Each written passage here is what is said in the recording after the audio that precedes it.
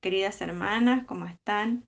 Les habla Nancy Herrera de Dogliani y les voy a compartir la palabra de Dios en el libro de Lucas, capítulo 17. Y lo vamos a leer por si estás realizando alguna actividad y pones el audio, sepas bien de qué parte de la palabra de Dios vamos a estar compartiendo. Así que vamos a leer Lucas, capítulo 17, versículo 11. Yendo Jesús a Jerusalén, pasaba entre Samaria y Galilea. Y al entrar en una aldea, le salieron al encuentro 10 hombres leprosos, los cuales se pararon de lejos y alzaron la voz, diciendo: Jesús, Maestro, ten misericordia de nosotros. Cuando él los vio, les dijo: Id, mostraos a los sacerdotes. Y aconteció que mientras iban, fueron limpiados. Entonces uno de ellos, viendo que había sido sanado, volvió glorificando a Dios a gran voz, y se postró rostro en tierra a sus pies, dándole gracias, y éste era samaritano. Respondiendo Jesús dijo: ¿No son 10 los que fueron limpiados?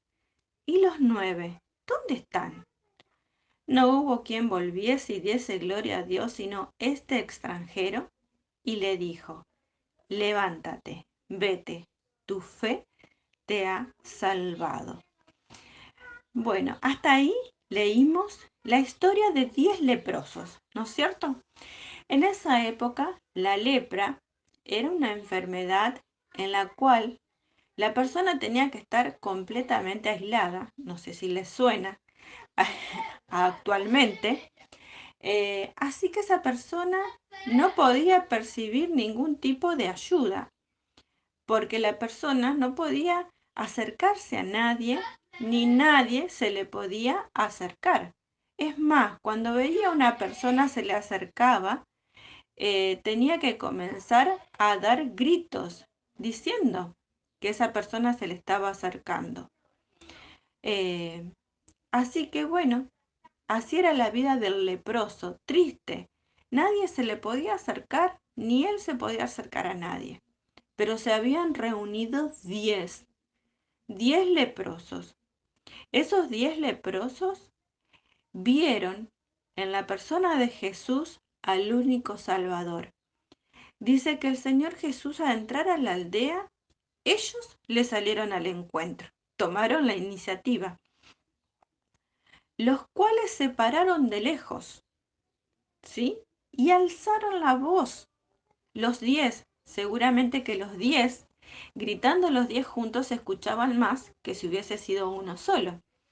Dice que los 10 comenzaron a levantar la voz, a gritar, para que Jesús les ayudara. Jesús, Maestro, ten misericordia de nosotros. Y dice que el Señor Jesús en el versículo 14 los vio y les dijo: id, mostraos a los sacerdotes. Nada más que eso. El Señor Jesús levantó la mirada, los vio y le dijo: id, mostraos a los sacerdotes. En esa época también, aquella persona leprosa que consideraba que había sido sana de la lepra, tenía que acercarse a un sacerdote para que el sacerdote evaluara si en verdad era así y emitiera un anuncio en donde se lo declaraba limpio, ¿sí? Entonces el Señor Jesús, ¿qué le dijo? Que ya iban a ser sanados, que vayan camino, ganando tiempo, y vayan camino al sacerdote. Y se iban camino al sacerdote cuando, en el versículo 15, uno de ellos, viendo que había sido sanado, volvió glorificando a Dios y se postró rostro en tierra, a sus pies, dándole gracias, y este era samaritano. Dice que de los 10, uno, cuando vio su piel sana, limpia, volvió a gran voz, dando gracias a Dios, glorificando a Dios, y se postró a los pies de su Salvador, de su sanador, de aquel que lo había librado de la lepra. Y el Señor Jesús dice, le llama, acota una cosa al Señor Jesús ahí. ¿No son 10 los que fueron limpiados? Claro que el Señor Jesús sabía que era 10. Él de la distancia supo que eran 10 lo que le andaban buscando con confianza, con esperanza de poder ser salvos de esa enfermedad. ¿Dónde están los otros 9? ¿Solo uno volvió a dar gloria a Dios y es extranjero? ¿Dónde están esas personas que también recibieron la salvación y hoy no están sirviendo a Dios, dando gloria a Dios, creciendo en los caminos de Dios?